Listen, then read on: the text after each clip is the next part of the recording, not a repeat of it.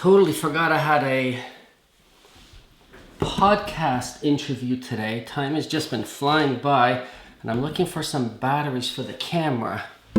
Found some. Now this one's dying, so I gotta, replace it.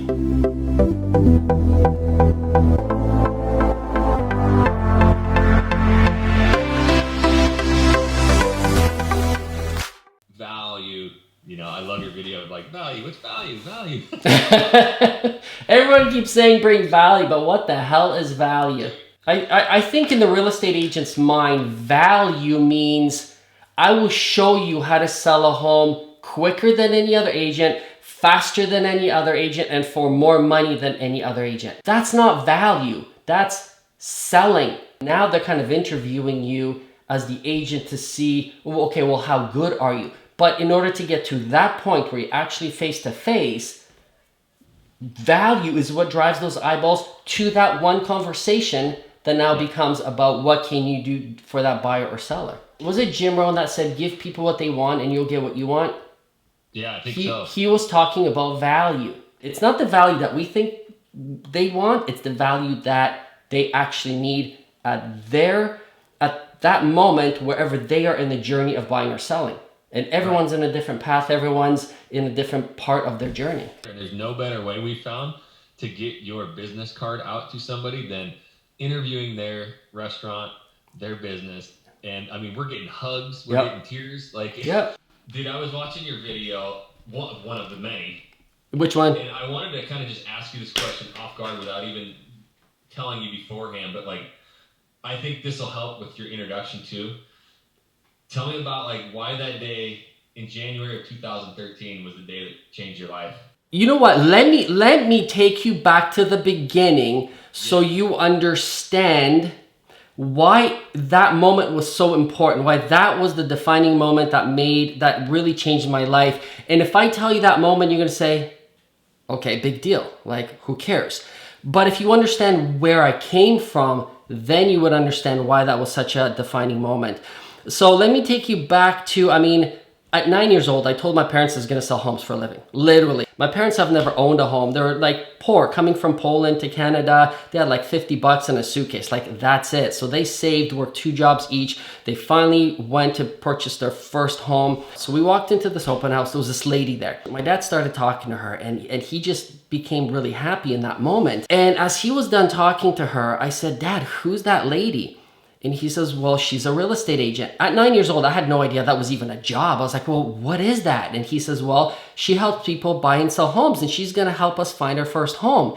And seeing how happy my dad was in that moment, it was like something clicked. I was like, I'm going to be a real estate agent when I grow up. It was like that moment. On the way out of the open house, I turned to my dad, both my parents, but I was kind of looking at my dad and I said, when I grow up, I'm going to sell homes for a living. To which my dad turned to me and said, son, when you grow up, you're going to get a real job. Yeah, we've heard that. Right? And my dad was trying to protect me because he knows this business is grueling and he wasn't doing it to be mean. It's because he loves me so much. He's like, son, get into something safe. He's a safe person. But here I am, early 2000s. I got my real estate license and I finally was able to do what I wanted to do, sell homes. And so I did what everybody else was doing. I picked up the phone because my manager said, you got a cold call. And that was the theme, cold call. And I said, well, this isn't what I envisioned, but fine, I'm going to do it. I picked up the phone, started cold calling, did some open houses. So that was predominantly what I did. And then in 2009, I was getting really tired of it. I was running out of steam because I felt like I was sprinting every single day. If I didn't pick up the phone, leads were not coming in and I had to do it. I hated every moment of it. I woke up with a headache, went to bed with a headache, and my business started tanking. So I built up a nice business into the six figures. And then overnight, it just tanked. I'm talking to the point where I had no money. I was so in debt. I had to sell my house. It was either that or go bankrupt. I was almost 6-figure debt. And I said, something's got to give. And so what I did, what all the other people were doing, well, I hired a real estate coach. I went onto one of these 3-day seminars and they had all the people up on stage saying how amazing my coach is. So I'm like, great. Well, this coach obviously is doing something different. And he presented himself like he was doing something different right there on the spot. I had no money. Well, I sold my house, so I had the proceeds, right? Paid off my bills, my debt. And I said, okay, I got a bit of money left. This is it. Like, if this doesn't work, I am out of luck. I need to get out of this business, which I never wanted to do because I love this business. Hired my real estate coach. What did she tell me to do? Now, it wasn't the guy that was up on stage. He has other coaches. So she was assigned to me. And I said, okay, I'm excited. So tell me what to do because, I mean, I was doing cold calling and it didn't work. She's like, well, I'm going to teach you how to become a better cold caller. I was like, what are you talking about? I don't want to cold call. Do you know anything else? She's like, well, you can pick a neighborhood and do flyers. And I said, okay, I just went bankrupt. I have no money. What is it going to cost? Oh, thousands of dollars and at least a full year before you get a phone call. I said, that is the crappiest ROI I've ever heard. Like, really? And we've all heard it. Yeah, and I said, there's this online stuff. I mean, Facebook's really coming up. People are getting websites. They're driving leads. What do I do? And she says, oh, this tech stuff, it's not going to last. Are you kidding me? And our phone calls were literally practicing sales scripts. Biggest money I've ever wasted on a real estate coach. And I told her, I'm talking to a lot of people because you're telling me to cold call. First of all, no one's picking up their phone. And the people that are picking up their phone, most of them they're not ready right now. What do I do with these people? She says, you don't need them. Toss them to the side. They're no good to you. And I said, but if I develop a relationship, have some sort of like a social media strategy, except back then it wasn't called social media strategy. I said, if I can build a relationship with them, sooner or later when they go to buy and sell, they're going to think of me. And I could be like their online mayor of some sort. I didn't call it a mayor. I called it an online mayor back then. And she says, this tech stuff, honestly, just stop it. And I ended up firing her. Yeah. I made no money with that coach. Literally overnight, I started doing research. What are the best internet marketers are doing? Online marketers, businesses, what are they doing? And I came across Gary Vaynerchuk and I said, I'm going to do what he's doing. First couple months, I failed miserably because I was still in the old school mentality of, okay, I'm number one and I'm going to pick up the video and I'm going to show you that I'm number one. And I said, no, that's not what Gary's doing. He's giving value. So I have to think, what is value? Deleted all those videos, started from scratch. And the first email that came in and it said, Sebastian, I came across your videos on YouTube. I did everything you told me I was supposed to do. I went to the bank, got pre-approved up to $400,000. If you're not too busy, could you help me find a home? And I was like, too busy? I was like, I'm not busy. I have not sold a home in months. But of course, to make myself look busy, it took like 3 hours to get back to him. At the bottom of his email was the interesting part. He said, if you're too busy, I understand. But could you refer me to somebody just like you? And I was like, this is awesome. I sold myself without selling myself. Not once did I pick up the phone. I just started shooting videos and this guy's reaching out to me. So I hit reply and I was like, yeah, Tuesday, 6 o'clock, man, let's meet. I wasn't busy at all. So Tuesday clock, 6 o'clock rolls around. We go to meet and this guy and his girlfriend or fiance at that time, they're standing there in the reception area and they're looking at me and they're like, that's him, that's him. And I'm going, who are you talking about? And they were looking at me. They came to my office. I had this big ass shiny buyer presentation that my coach told me to do. I'm on like the third page. I'm explaining it. He's like, puts his hand on top of it. He's like, stop. I'm like, he took me off guard. And I was like, what are you talking about? He says, isn't there like a buyer agency I need to sign so we can start working together? I was shoving my pen down his face so quick. So that was literally, I went from completely broke, having to sell my house, yanking my family out of the home that I worked so hard to do, putting them into a rental. I felt like the biggest failure as a father, as a husband, as a provider, that the moment I decided to go from selling to marketing to doing actual value on video, that was the moment everything changed. When I fired my guru real estate coach and said, I'm going to take a different path. And there's one, marketing versus selling. Like, give me just a quick, the definition of what you mean by that. Well, in the real estate business, the old school approach is this is a sales business. face to face, belly to belly. But that mentality came from like 1950s. Some coach woke up one day and said, I'm going to train these agents on how to do old school marketing. And that stuck. It stuck around because the internet wasn't around, so everybody called it sales. And sales, in my opinion, is such a nasty word the way it's meant most of the time, because it's essentially you're manipulating somebody else's mind to make this sale.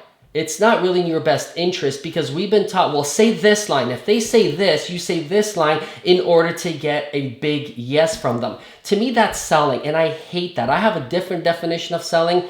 Selling is nothing more than the final face-to-face appointment because they have actually chosen you as the real estate agent. That's my definition of selling. But selling is the last 3% that comes after the 97% you do.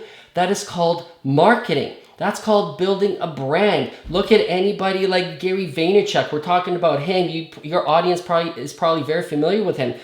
Tony Robbins. That is a brand. Tony Robbins is a person, but that is also a brand. I have taken many of his marketing. I've got a lot of his courses. I went to his seminars, but no one ever had to sell me on going there.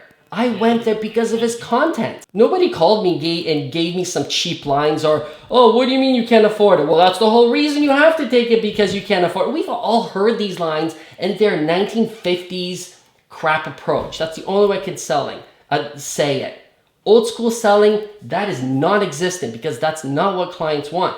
Put yourself in the shoes of a buyer. When you're buying a product or a service and somebody calls you and says, hey, would you like a new vacuum cleaner? You're going to say no. And then they go to the sales mode to try to sell you.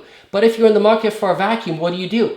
You go on YouTube, you go on Amazon, you see what's out there. You start following people, you start seeing videos of people vacuuming, saying this product's awesome. That's marketing. But it's your job to do the marketing to make sure the selling takes place. It's kind of a broken record, but I watch all of Sebastian's stuff because I steal what he does. And he had one talking about his one clear path. You know, he's helping a lot of people do exactly what he's doing, eliminating a lot of the hurdles. But I love, you have three parts of it: the foundation, the authority, and domination. And start with that foundation and the spray and pray, as you call it, because that is marketing. Spray and pray. Yeah, the spray and pray approach. And see, here's the thing. When you want to become the digital mayor and you get all fired up and you get passionate, and then you're like, I'm going to do this. But then just before you start to do it, your brain goes blank and you're like, how am I going to put that into my business? It's a great idea, but how am I going to implement it? Where does it go? And some agents try it and it just doesn't work because they don't know where it goes. So I created this approach where it's literally one clear path that takes you from knowing nothing about real estate. Literally, you could be a brand new agent or a superstar experienced agent, but it takes you from A to B on the transition from becoming a real estate agent to becoming a media company, essentially creating your own tribe that will want to do business with you and refer business to you. And to becoming that digital mayor with your own tribe, there are 3 steps like we just talked about. First one's foundation, second one is authority, third one is domination. So let's go back to the spray and pray, and that sits in the foundation phase. Yeah, I think everybody can relate with the spray and pray. They've tried everything under the sun. So I love this analogy. I'm so guilty of that. So in the foundation, there are three steps in the foundation section. The first one is the avatar. The second one is the message. And the third one is the offer. Business doesn't happen unless you know your target market. So a first-time buyer is going to react completely different to your messaging than a luxury lakefront seller. One's looking for a $200,000 property. One is selling a $2 million property. You know what I mean? So you have to know who that target market is. If you try to be the Walmart and be everything to everyone, your business is never going to get off the ground, because now you're going to blend in and be just like everybody else. In order to market to your perfect avatar, you have to know who they are. You have to know the pain points, where they live, how old are they, their demographics, their psychographics. You have to research them and put yourself into their shoes, so then you know how to market to them. And the biggest thing about an avatar is you have to know the problem. Then you go into step 2 right here, which is the messaging part. Because the messaging cannot be developed unless you know the problem of your avatar. So then you create a message that talks to your perfect avatar. So then you go from spray and pray marketing to say, I'm the best, What does "I'm the best realtor" mean to a first-time buyer or a luxury seller? And you cannot do the spray and pray approach. So then once you build that perfect message that speaks to them, you develop your offer. Now you know who your avatar is. Now you know their pain points, so you know how to communicate with them through the message. Now you have an offer. So you have to take a different approach for every audience. Does that make sense? No spray and pray, which we all do, to very intimate target marketing, speaking their language. And I would have these ideas, you know, because I follow guys like you and the Gary V's, and everybody's worried about, you know, well, you know, what I'm doing now gets me a lead, somebody I can try and call today. You know, this stuff takes time, but narrowing down your avatar at the end of the day, when it actually starts hitting, you're going to get 10 times the business, and you're going to work with people you love. Those people refer you. Sky's the limit. It goes back to that they're going to refer people to you. I would rather wake up every single morning knowing that I love my job than, oh, I got a cold call for 3 hours again today. And I don't know what idiot I'm going to speak to or who's going to hang up on me today. Different mentality. So you can leverage marketing and video to get out to way more people and build actual relationships. The conversations are different. And when I would cold call people, I would pick up the phone, obviously. They had no idea who I was. Like, not a clue. Another spray and pray agent is calling me to see if I want to sell my home. It's crap. It doesn't work anymore, and it's working less and less as time goes on. But interesting thing that happened when I started creating videos, and online leads started coming in because they knew who they were giving their email and phone number to. And I started picking up the phone and calling these people. The conversation went from "who are you, why are you calling me" to "are you the Sebastian I'm talking to? The Sebastian that's making these videos?" When you're sitting in front of the seller and you're one of 3 agents that come in, you're going to get the commission objection. And I would go through my magical, wonderful scripts, trying to fight for my commission. The more videos I produced in my real estate business, the commission objections literally started going down to the point where we didn't have a conversation about that. The only thing they said most of the time is, "where do I sign?" There's guys out there doing this who are starting to charge more than the traditional 6% here in the States. So that's a great point on the commission objections, because that's such a pressing point for real estate agents right now. Even your iPhone videos and getting them out there, it celebritizes you in a way that, you know, people will start, I'll walk in my little community and I see the shoulders hits, like, that's that guy, you know, and people love coming up and being like, wow, you know, like, I actually, you know, I love seeing your stuff. It's pretty fun to watch. And it's all iPhone videos, and it's just me and my kids having fun and kind of highlighting a little ice cream joint or something, you know? Exactly. But totally celebritizes yourself, and it's really enjoyable that way, you know? There's a huge need for this type of content.